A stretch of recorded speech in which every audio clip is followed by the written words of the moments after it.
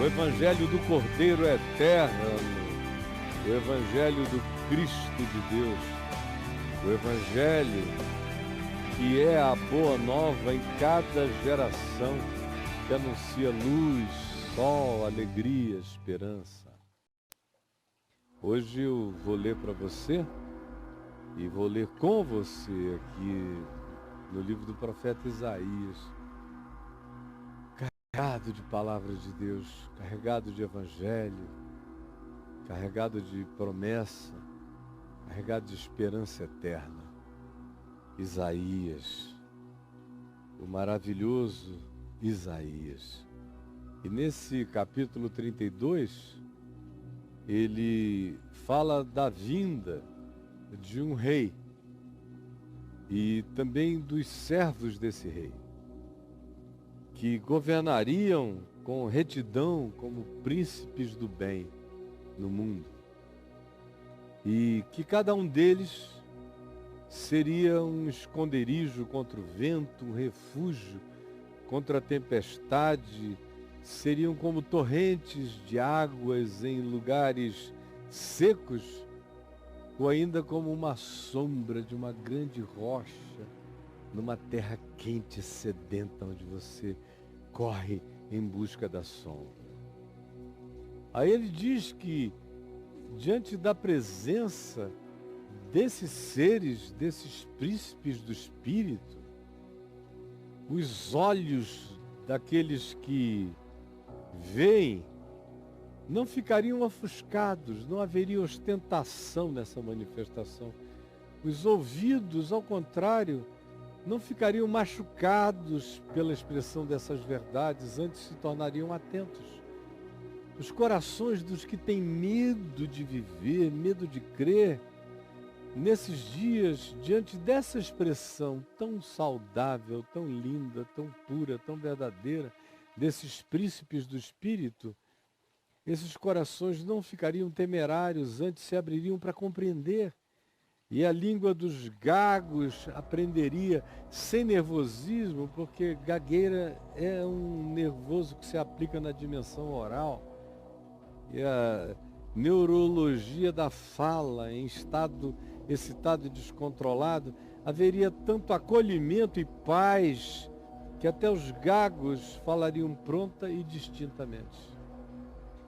Aí se diz que nesse tempo, quando o juízo volta, quando as pessoas deixam a loucura e passam a andar conforme o espírito dos príncipes do espírito, da lucidez, da compreensão, nessa hora o louco nunca mais seria chamado de nobre, como a gente vê toda hora.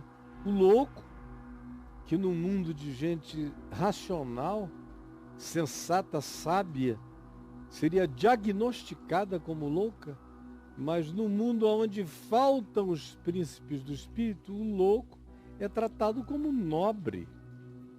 E mais do que isso, o fraudulento muitas vezes é chamado de magnânimo. Ele rouba e faz uns favorizinhos migalhentos aqui e ali e é honrado como se fosse um ser da bondade, quando falta esse discernimento que vem da prática da Boa Nova pelos príncipes do Espírito, conforme diz o verso 1 do capítulo 32.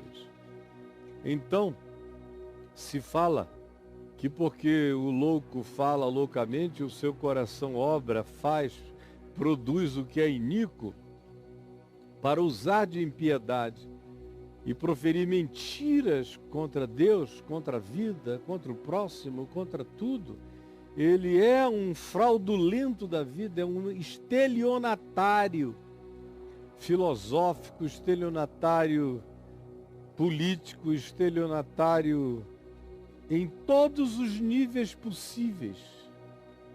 É um estelionatário na prática, é um fraudulento. Esse louco, chamado de nobre, é um engano em pessoa.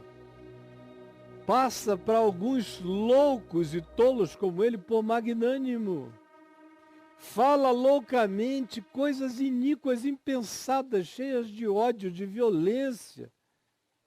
usa de impiedade, mente, engana, profere mentiras. A vida dele é uma hipocrisia, embora ele se refira a Deus, não é verdade. Ele não é verdade diante de Deus, e Deus não é verdade para ele. E ele usa frequentemente o nome de Deus para não fazer nada em favor do pobre, do necessitado, do aflito, do angustiado. Ele usa o nome de Deus com tanta fraudulência, com tanto estelionato, que ao assim fazer, deixa o faminto na ânsia da sua fome, não toma providências em favor do faminto. Constrói uma mentira, uma arquitetura ideológica tão perversa que aqueles que são loucos como ele creem naquilo como se fosse verdade. E a pobreza passa a ser uma culpa do pobre. Portanto, ele tem que ser deixado nesse estado, é aquilo do que ele convence os mais insanos do que ele. E ele acaba fazendo com que o sedento venha a ter falta de bebida, de propiciação para a sua vida, de meios para a sua subsistência. Pobre é desprezível para esse tipo de louco, insensato, tratado como nobre, que dirige a insensatez maior ainda daqueles que o seguem. Aí diz, olha, quando chegar esse tempo em que os príncipes do Espírito se levantarem e erguerem a referência da sanidade de Deus no mundo, também as armas, os recursos desse estelionatário humano, filosófico, fraudulento em todos os níveis, serão reveladas como armas do mal, porque existem gerações inteiras que se entregam à loucura e iniquidade como se fosse nobreza e não enxergam nada, porque falta manifestação desse rei, desse reino e desses príncipes da luz do Espírito.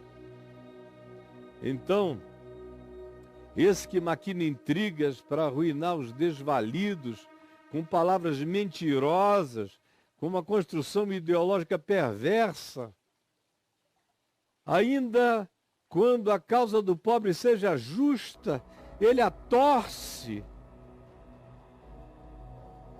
Esse será revelado quando surgirem os príncipes do Espírito, vivendo coerentemente com esse rei, desse reino de Deus. Isso não precisa que o Messias venha com as nuvens dos céus.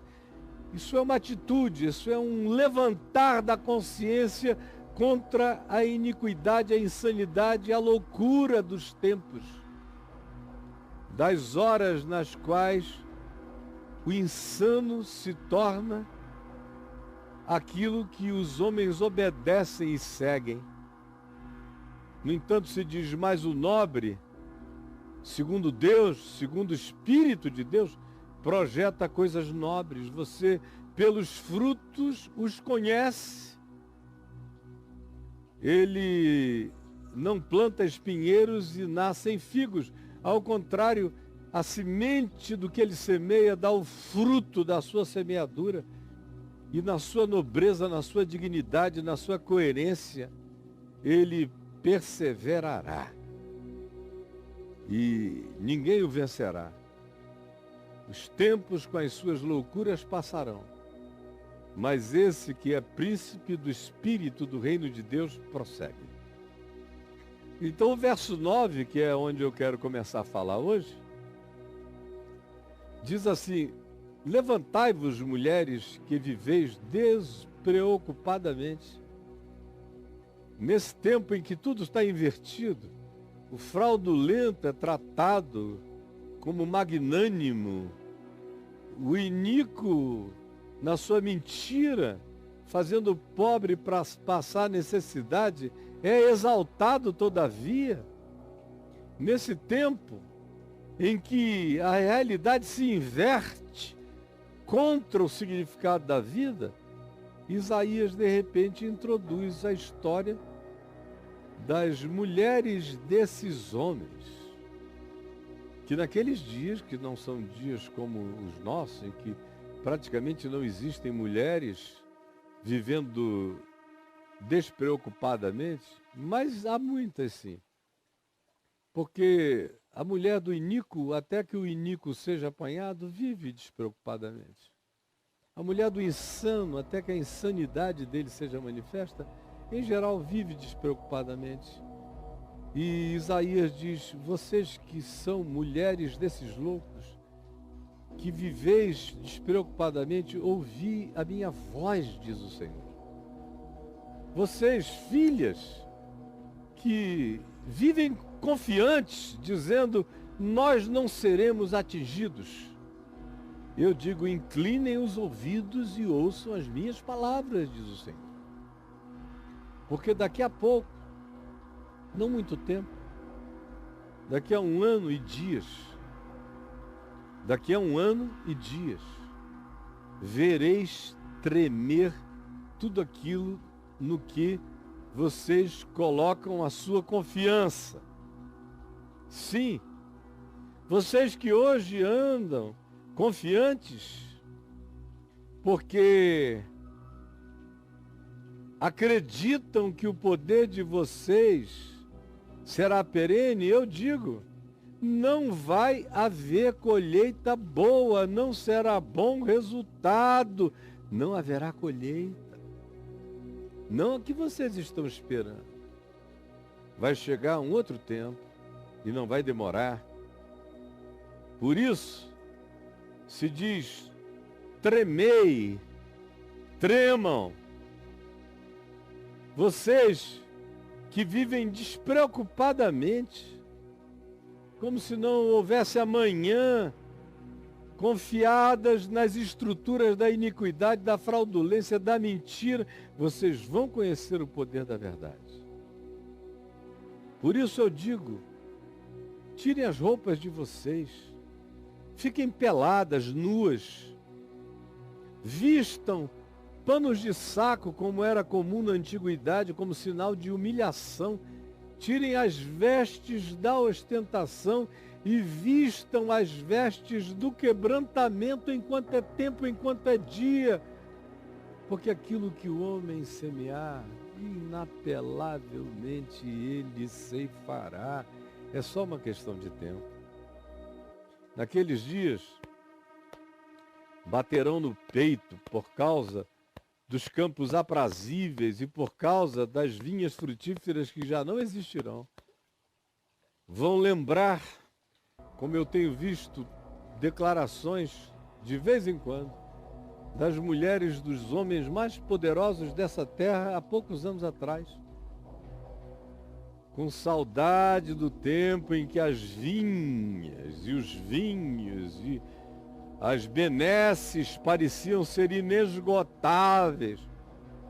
Como uma delas disse: nós estávamos deslumbrados. E foram apanhados ao invés de ouvirem a palavra. Se você hoje, ao ouvir essa palavra, identifica no seu coração esse espírito aqui, saiba, os seus dias estão contados. Vai chegar a hora em que a conta virá. Ela sempre volta. Quando a gente vive na iniquidade, na mentira, no estelionato filosófico, ideológico, quando a gente privilegia o engano, ao invés de ter apego à verdade e apego à solidariedade que ajuda aquele que vive, não como quem não tem, vive, existe. Sabe Deus como? Porque de fato nada tem. Ai daqueles que se desocupam e se desobrigam da necessidade do seu próximo. Chegará a hora em que a conta lhes será apresentada.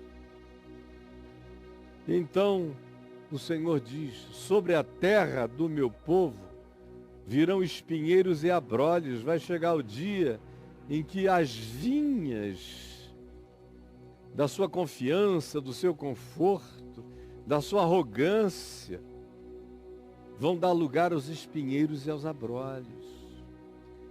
Eu conheço milhares de pessoas que hoje estão vivendo assim, nesse espírito arrogante, nesse descaso, nessa total falta de amor, de compaixão, de misericórdia, de interesse pela vida do pobre, do necessitado, do abandonado, do largado, do estrangeiro, do migrante, do que não tem teto, do que não tem o que comer nem beber, do que não tem segurança, enquanto eles esbanjam pseudo-confiança, vai chegar a hora em que os espinhos e os abrolhos vão nascer no lugar aonde reinava a sua arrogância. Vai chegar a hora em que o que para você era alegria jactante, soberba, vai dar lugar à tristeza. O ambiente da exultação vai ser visitado pela calamidade, porque aquilo que o homem semear, isto também se fará. O que hoje se chama de o palácio será abandonado. Aquilo que hoje se chama de badalação vai ficar sem nada, sem ninguém, em estado de tristeza deserta. Aquilo que hoje representa o que Ofel, a torre de Ofel, representava antigamente em Jerusalém há 2.800 anos, essa representação, essas representações, essas simbolizações vão se transformar em vazio, em oquidão, em cavernas, em desabitações, em tristeza. Será o lugar dos não lugares. Você vai olhar para o seu passado e vai contemplá-lo comparativamente ao seu presente e vai dizer o que foi que aconteceu para eu ter chegado aqui.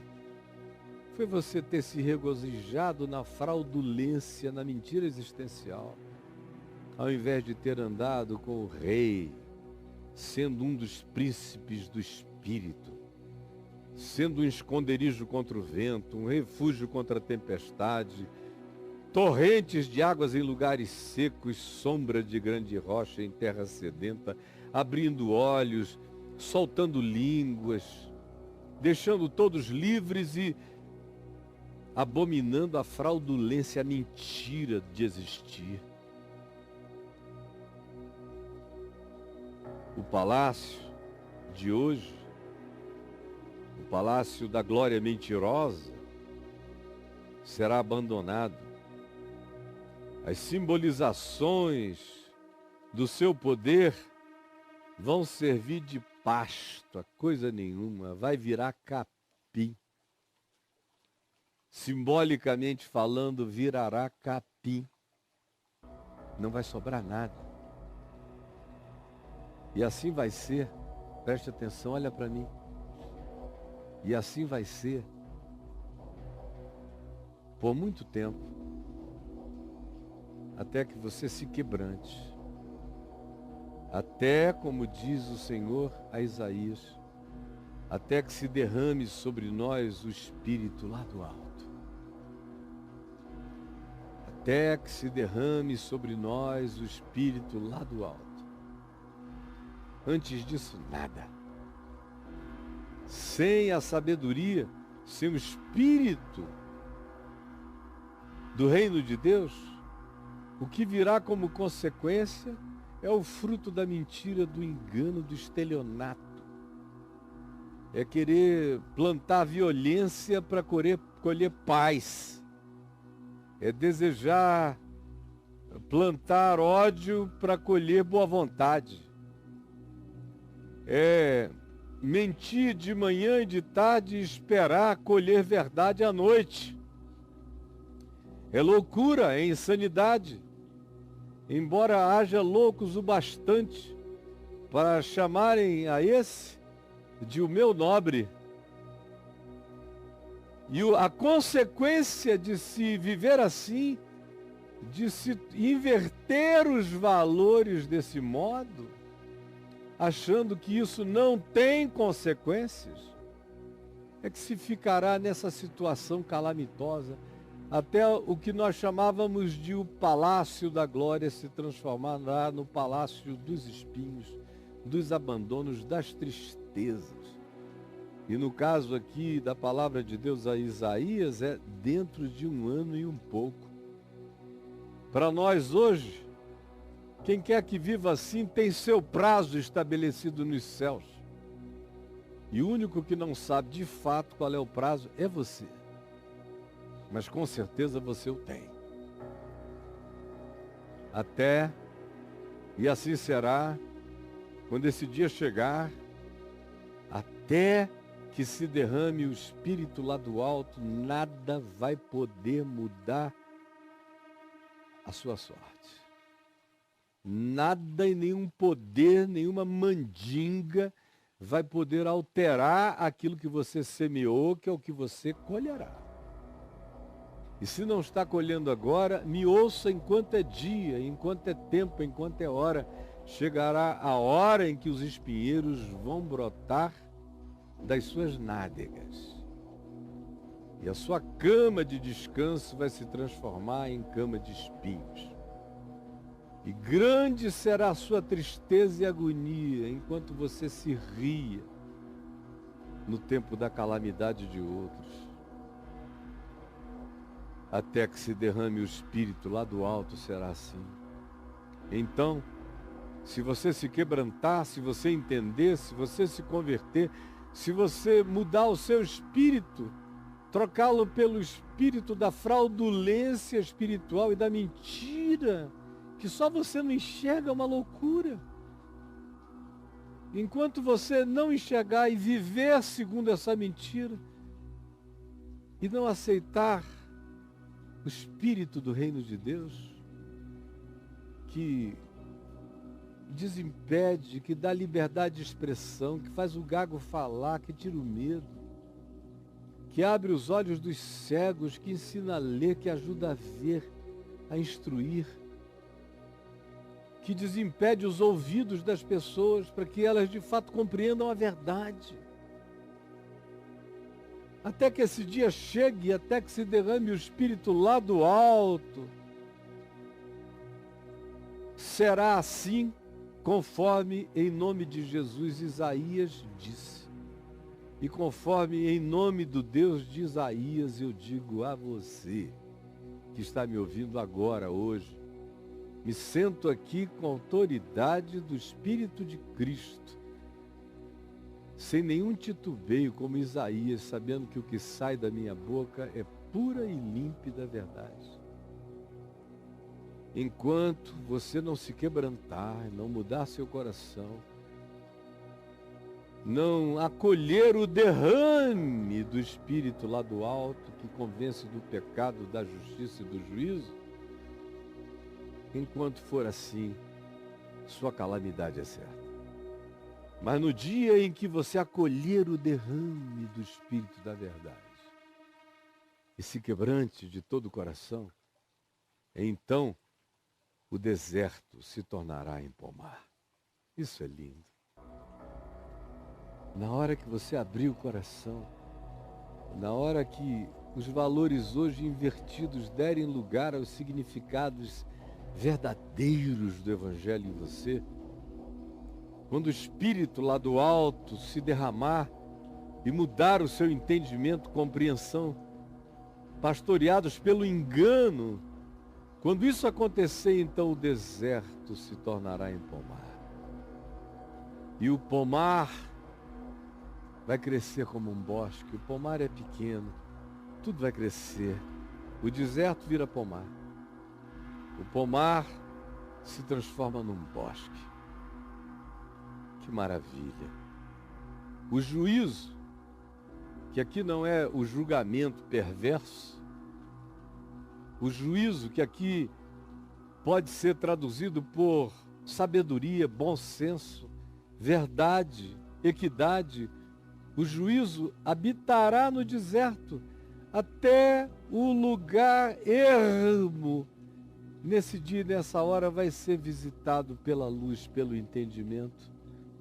e a justiça, se o deserto vai ser visitado pelo juízo, a justiça vai morar no pomar. Tudo vai melhorar. Porque o efeito da justiça será paz, é óbvio. Sem justiça não há paz.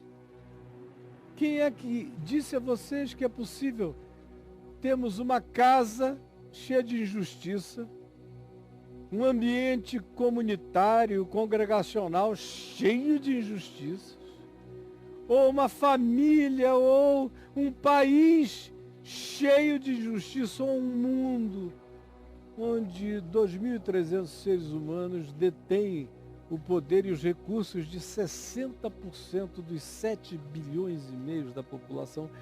Vocês acham que isso pode produzir paz? Vocês são loucos. Quem foi que mudou a cabeça de vocês?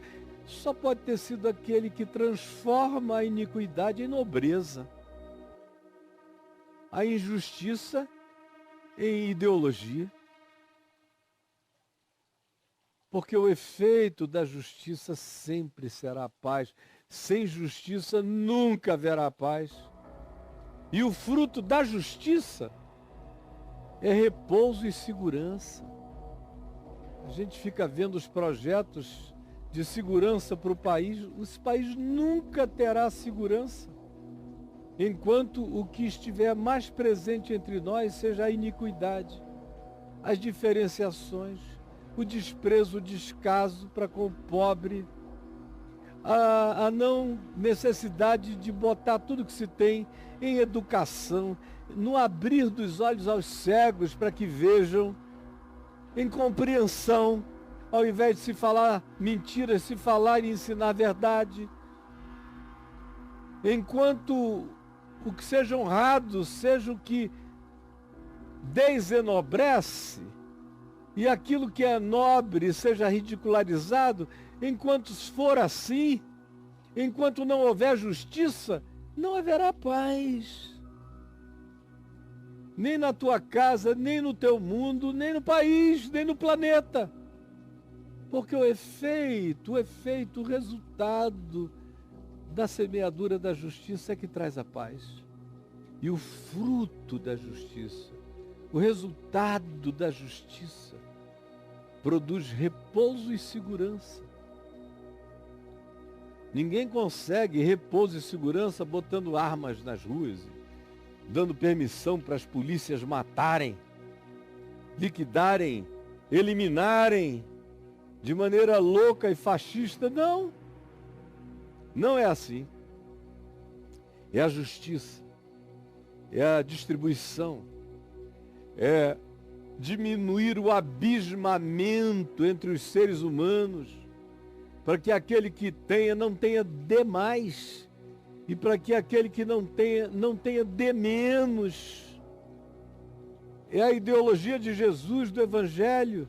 É possível ter mais, mas não é bom ter demais.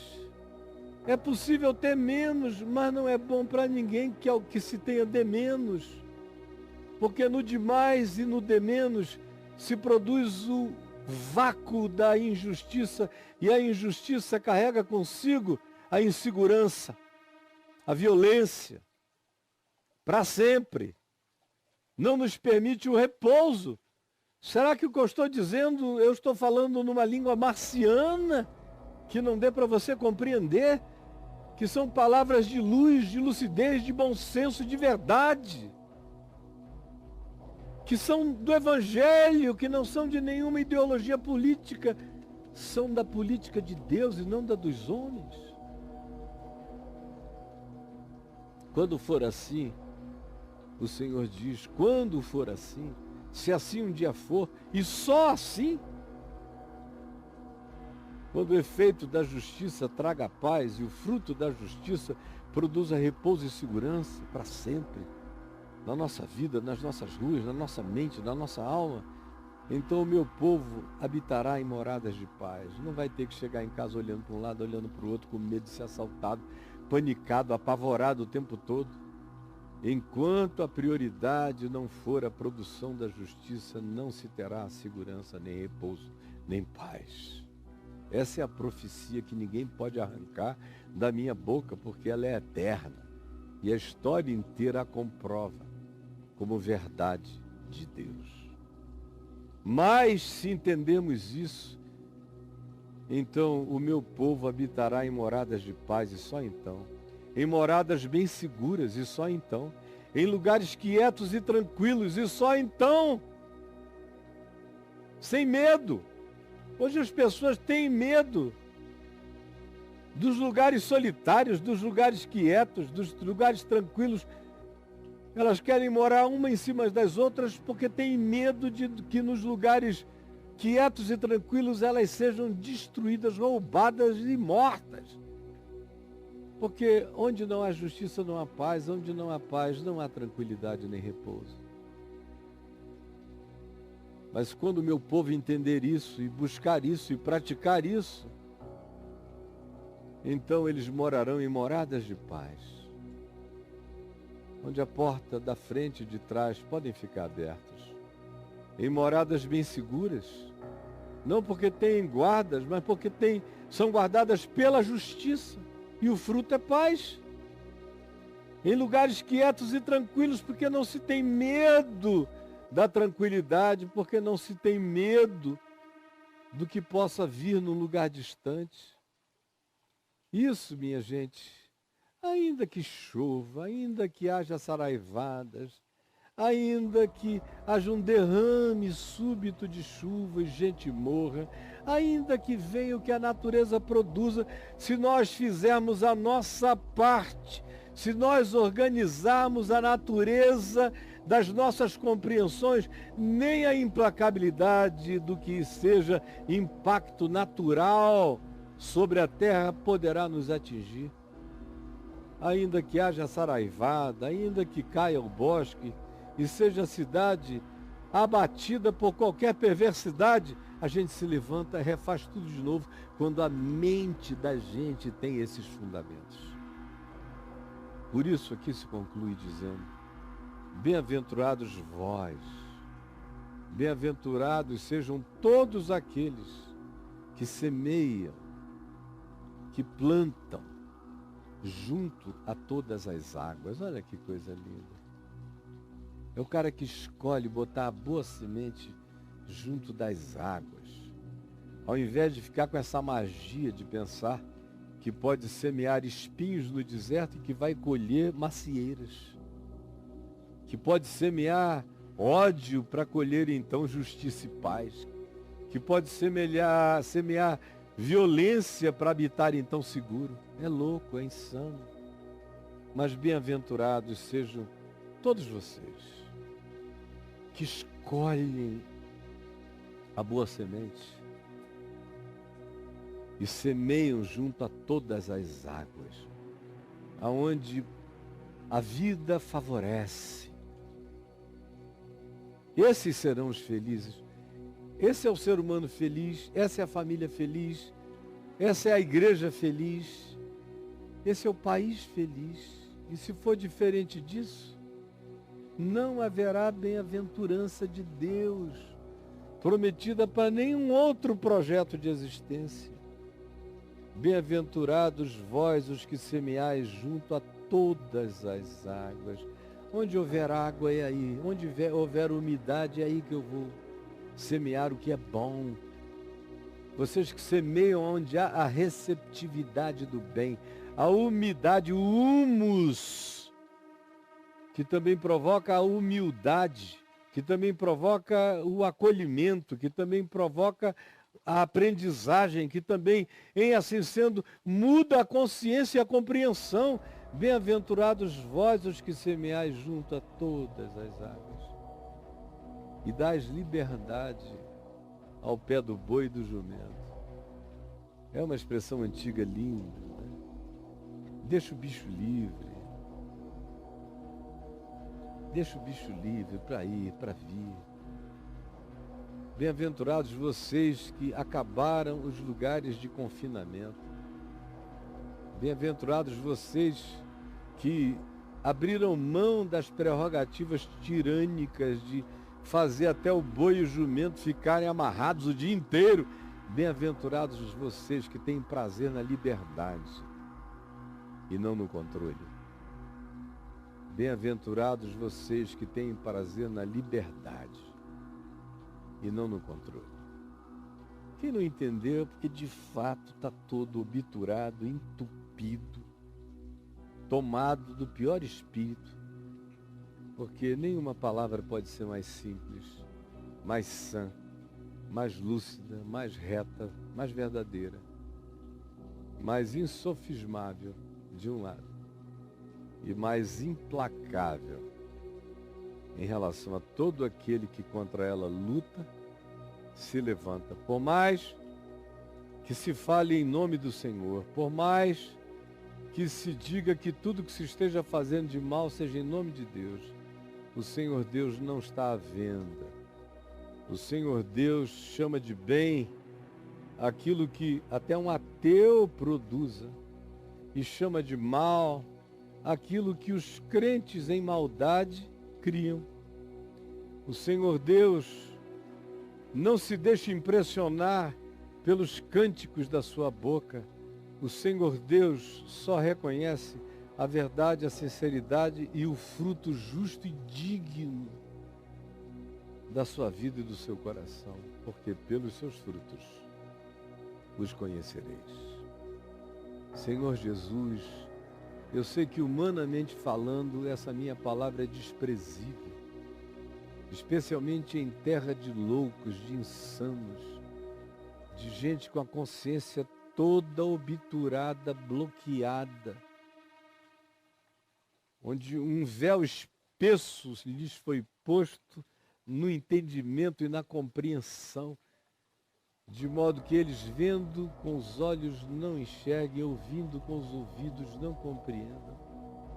Chegando-lhes isto ao coração, eles se bloqueiem todavia, porque não querem ser curados, porque não querem ser quebrantados, porque em nome de Deus lutam contra Deus e contra a verdade de Deus para receberem o juízo que começa primeiro pela casa de Deus. Permite que muitos, em alguns lugares, sejam alcançados por essa palavra agora. E acende essa palavra. Ativa essa tua palavra no nosso coração. Ativa a tua palavra em nós. Para que nós sejamos transformados por ela. Para que nos tornemos filhos do Rei, príncipes desse reino do Espírito, da graça, da verdade e da lucidez de Deus entre os homens. É o que eu te imploro, que tu nos salves das nossas falsas confianças e dos poderes que têm data certa para acabar. É o que eu te peço em nome de Jesus. Amém e amém.